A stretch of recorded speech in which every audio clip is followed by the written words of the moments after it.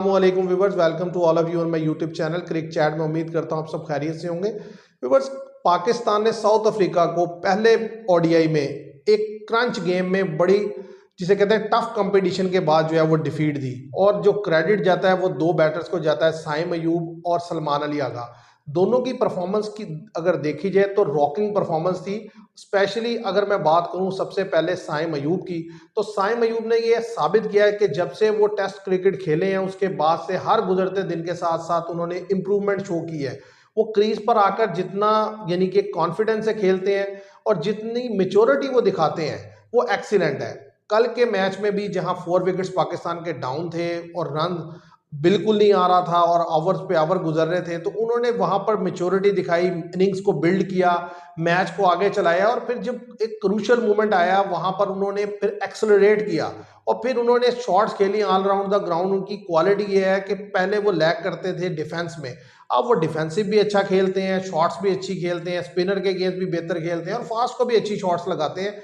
यही वजह है कि उन्होंने 100+ रन किया। पिछले T20 में वो 90+ पर 98 पर नॉट आउट गए थे। और साथ ही साथ अगर मैं सलमान अली आगा की तारीफ ना की जाए तो मेरा ख्याल है ये ज्यादती होगी, क्योंकि सलमान अली आगा पीछे कुछ अरसे से बहुत बुरी तरह फ्लॉप थे। T20 में उन्होंने कोई खातिर का परफॉर्मेंस नहीं दी, लेकिन कल का दिन अगर मैं कहूं कि उनके नाम रहा तो ये गलत नहीं होगा, क्योंकि पहले उन्होंने पाकिस्तान को विकेट्स लेकर दी 4, उसके बाद फिर उन्होंने बेहतरीन बैटिंग करके मैच फिनिश किया और 80 समथिंग पर वो नॉट आउट गए। और बड़े क्रूशियल मोमेंट पर जितना कूल और काम और कंपोज नजर आए वो, उससे पता चलता है कि उनकी गेम में भी बड़ी मेच्योरिटी है। और मैं जाहिर है यही लड़के आगे पाकिस्तान का फ्यूचर है, अगर ये कहा जाए तो गलत नहीं होगा। आप इसको कैसे देखते हैं? ऐसे ही है। आप देखेंगे जब एक टाइम पे ऐसा लगा जब बाबर आजम जस्ट 23 रन बना के आउट हो गए, रिजवान 0 पे आउट हो गए, 16 ओवर हो चुके थे और पाकिस्तान का जस्ट 62 रन था, 4 विकेट डाउन थी और जस्ट 6 विकेट रिमेनिंग रह गई थी। और जिसमें से जो है 3 बैटर, बस 2 बैटर क्रीज पे मौजूद थे और एक नीचे थे, इरफान खान यादव।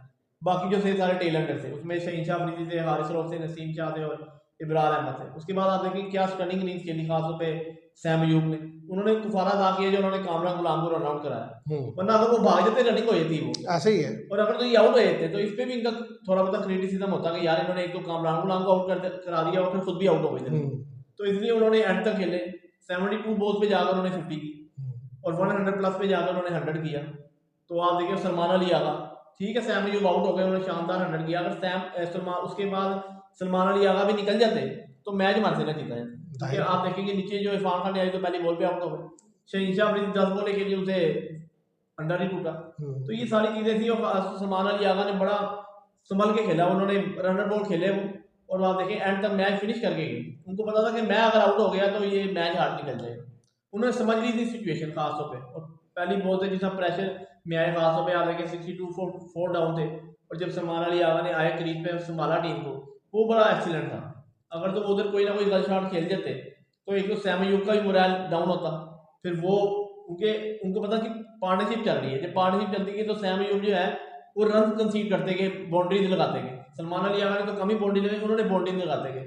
फास्ट को, बार्टमैन का आपको हमने पहले भी देखा वर्ल्ड कप में, रिसेंट अभी इंग्लैंड के खिलाफ इनको एक में ऐसे ही 25 रन कंसीड हो गए थे।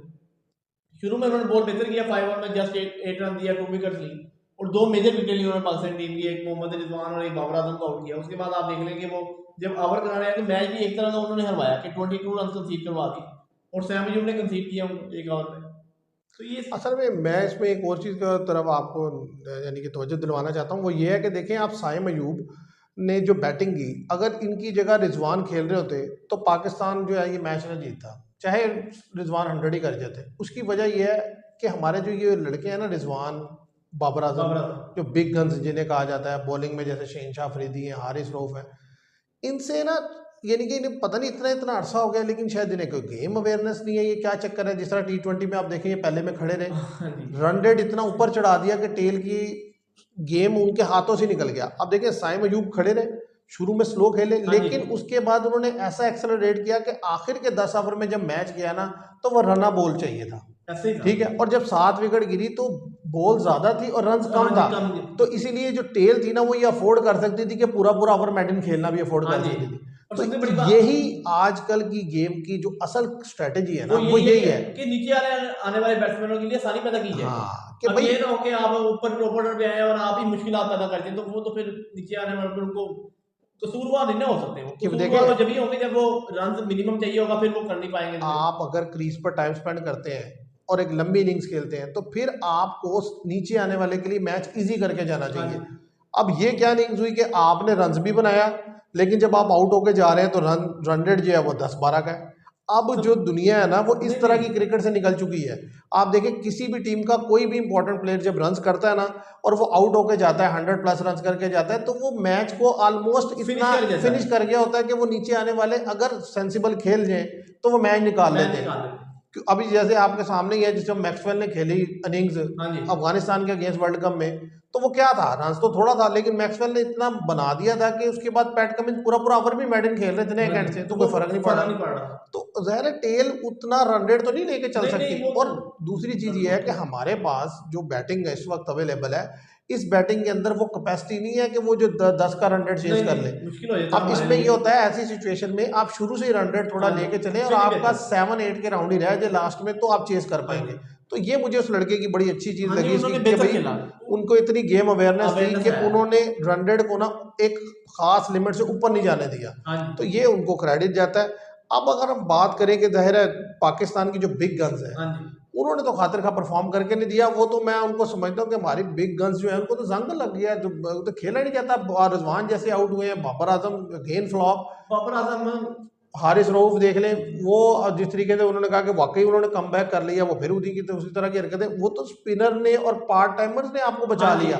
देखिए ना 4 विकेटें लेके जाते हैं सलमान अली आगा, 2 विकेट अबरार अच्छी गेंद करते हैं, 2 वो ले जाते हैं, एक जो है साइम अयूब ले जाते हैं, तो 7 विकेट तो स्पिनर ले गए।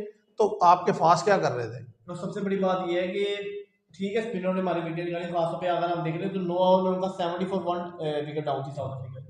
उसके बाद एक तो वो स्पिनर को इतना लूज खेलते हैं, आपने देखा होगा जो मार्गरम ने शॉट खेली कि 4 विकेट डाउन है, आपका 141+ रन हो गया है और सैम अयूब को क्या मारे उठा के। तो उन्होंने कुछ गलतियां भी की और जिसकी वजह से उनको उसका खमियाजा भुगतना पड़ा कि जो आप देखें कि कम से कम रन जो था होना चाहिए था कि 300 के राउंड अबाउट होना चाहिए, 300 होना चाहिए था। तो आप जो 50-60 रन आप पीछे रह गए, आप जस्ट 240 रन बनाया आपने। तो अगर यही रन पूल 72-80 होता तो मेरे ख्याल से पाकिस्तान के लिए मुश्किल पड़ जाती थी, क्योंकि पाकिस्तान ने इतनी शुरू में जितनी तेजी में जो विकेट डाउन की थी, खासतौर पर 60 रन पे जस्ट 4 विकेट डाउन कर दी थी।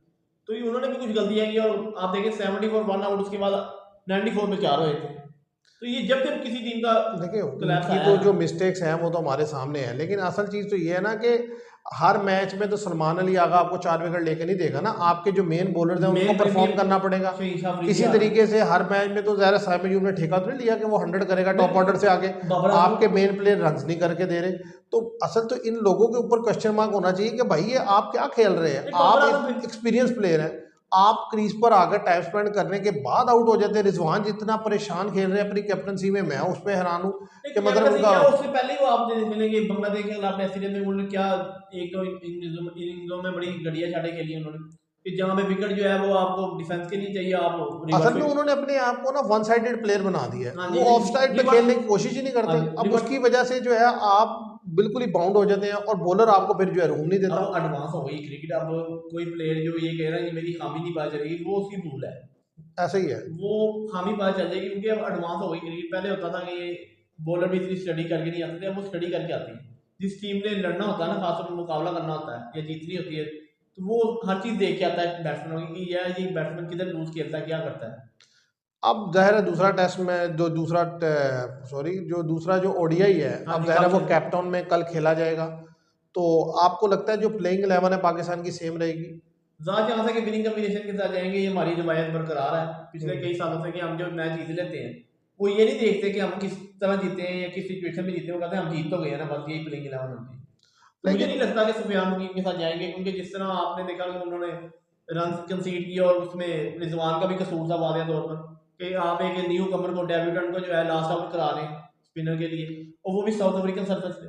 और असल में अब जो मैच है ना वहाँ जो है वो कैप टाउन में है, और कैप टाउन का जो व्यूवर्स, अगर मैं आपको थोड़ा सा उसकी जो बैकग्राउंड बताऊं या हिस्ट्री बताऊं स्टेडियम की, उसमें यह है कि ये जो ग्राउंड है ये एक्चुअली जिस जगह वाक़ है इसके सराउंडिंग में जो है माउंटेन्स है, हाँ जी, और जिसकी वजह से जैसे जैसे मैच प्रोग्रेस करता जाता है तो ज़ाहिर है डे नाइट गेम में जो नाइट में बैटिंग करना होती है वो बहुत डिफ़िकल्ट होती है साउथ अफ्रीका के इन ग्राउंड्स में, स्पेशली जिसमें डरबन और केप टाउन शामिल है।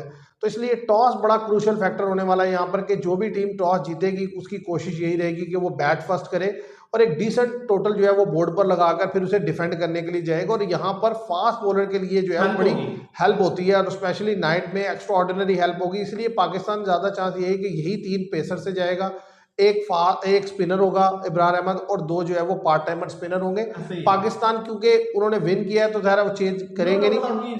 साउथ अफ्रीका की तरफ से हो सकता है कि डेविड मिलर जो है वो आ जाए किसी की जगह खेलने के लिए, या महाराज को फ्लुक वायो की जगह वो खिला लें।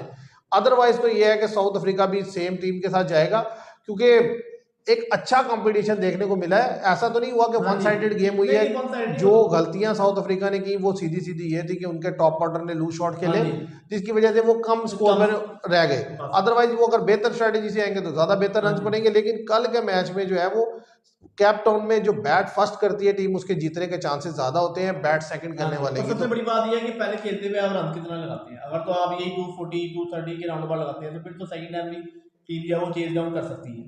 देखिए अगर विकेट घूमेगा ना, फास्ट के लिए मदद होगी, तो ये भी बड़ा रन है। ये जो मैच कल हमने जीता ना, इसमें यहाँ पर फास्ट से ज्यादा स्पिनर के लिए हेल्प थी, ठीक है। और स्पिनर उन्होंने एक ही खिलाया हुआ था जो प्रीमियर स्पिनर था, ठीक है। उसके अलावा आप देखें बार्टमैन ने एक्स्ट्रा ऑर्डिनरी बॉलिंग की, विकेट में बहुत ज्यादा कोई हेल्प नहीं थी, लेकिन सिर्फ जिसे कहते हैं ना नाइट का थोड़ा बहुत जो हेल्प होती है साउथ अफ्रीका में, उसमें देखें रिबाडा ने भी जो सेकंड स्पेल किया बड़ा जबरदस्त था। इसी तरीके से उन्होंने तो अब अंडर लाइट्स वैसे भी आउट का बॉल घूमता है, सबसे बड़ी बात। अब देखना यह है कि साउथ अफ्रीका कल मुझे तो लगता है सेम टीम से जाएगा। साउथ अफ्रीका भी एक चेंज कोई किया तो मिलर वाला मुझे समझ में आता है, महाराज मेरे ख्याल से वापस, ठीक है। महाराज या मिलर, देखिए महाराज फ्लोक वायो की जगह और मिलर ज़ाहिर है किसी बैट्समैन की जगह वो उसको वो खिला सकते हैं, रिकल्टन की जगह खिला लें या किसी भी बैट्समैन की जगह वो खिला सकते हैं, क्योंकि वो एक इंपॉर्टेंट प्लेयर है। अब जो सिचुएशन है इसमें आपको क्या लगता है पाकिस्तान की तरफ से कल के मैच में जो की प्लेयर होने वाले हैं वो कौन से हैं? नो डाउट ये सैम अयूब है, और बाबर आजम को मैं फिर एक बार प्रेफर करूंगा कि उनको रन करना चाहिए अगर तो सीरीज जीतनी है। उसके बाद सलमान अली आगा, और आप देख लेंगे उसमें बॉलिंग में तो नो डाउट के इब्रार अहमद, हारिस रऊफ, नसीम शाह।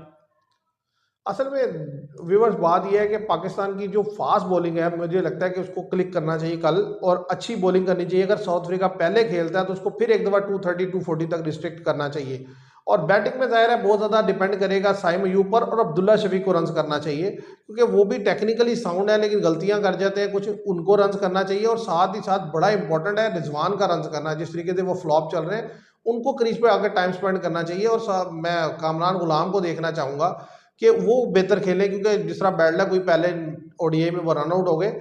और साउथ अफ्रीका की तरफ से देखें उनके जो मेन बॉलर है मार्को जेंसन उस तरीके की बॉल नहीं कर सके जिस तरीके की बॉलिंग के लिए वो जाने जाते हैं, तो उनको खेलना जरा पाकिस्तान के लिए प्रॉब्लमेटिक होगा ये केप टाउन में। और जाहिर है जो बैटिंग है साउथ अफ्रीका की उसमें जो अब पिछले ज्यादा चाहता है बवूमा वापस आएंगे, तो बवूमा के वापस आने से साउथ अफ्रीका की बैटिंग जो है वो बेहतर हो जाएगी, ठीक है।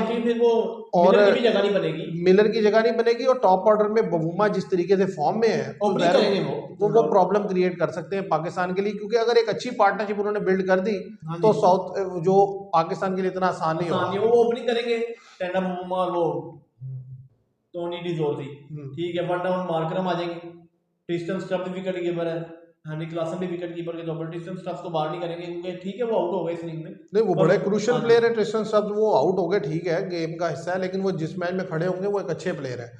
तो अब देखते हैं कि कल क्या बनता है। लेकिन ये है कि पाकिस्तान ने जिस तरीके से पहले मैच में जीता, ज़रा थोड़ा कॉन्फिडेंस मिला है, मोराल हाई है, और पीछे बैकग्राउंड पे भी 2 ओडीआई सीरीज जीती नहीं है, ये भी इसका भी एक फैक्टर होता है। अब देखना ये अगर कल फिर पाकिस्तान सीरीज जीत लेता है, यानी कि दूसरे ओडीआई में भी हरा देता साउथ, तो ये बहुत बड़ी विक्ट्री होगी कि कम से कम लगातार 3 ओडीआई सीरीज आपने जीती और 2 बड़ी टीम्स के अगेंस्ट सीरीज जीती। काफी अर्से के बाद अफ्रीका में ओडीआई सीरीज जीतेंगे, जैसे कि स्टेडियम में ओडीआई में लास्ट टाइम भी जीती थी जब बाबर आजम की कैप्टनसी में गए थे, असल नहीं जीत गए थे। और दूसरा ये है कि वो वहां पर साउथ अफ्रीका की उस तरीके की बॉलिंग नहीं खेली थी। अब यहाँ तो आप ये नहीं कह सकते ना, बॉलर प्रॉपर खेल ही रहे, बैटर्स भी प्रॉपर खेल रहे हैं। बाकी कल कैप्टन में मैच है तो रबाडा को खेलना और जैनसन को खेलना मुश्किल होगा, क्योंकि ये बोलैंड पार्क बैटिंग ट्रैक था, और आपने बताया भी था बैटिंग ट्रैक तो नहीं मैं ऐसे कह सकता, मतलब ये नहीं कि स्लो ट्रैक स्कोर जो था वो 350 उस लिहाज से था, लेकिन जो कल जिस तरीके से मैच हुआ एक स्लो ट्रैक था, वो नहीं कि उसमें स्पिनर के लिए वादे तो विकेट का बिहेवियर बड़ा मुख्तलिफ लग रहा था।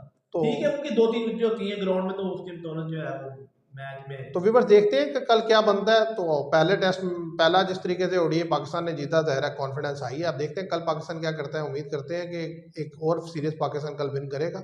आज के लिए इतना ही। Thank you very much.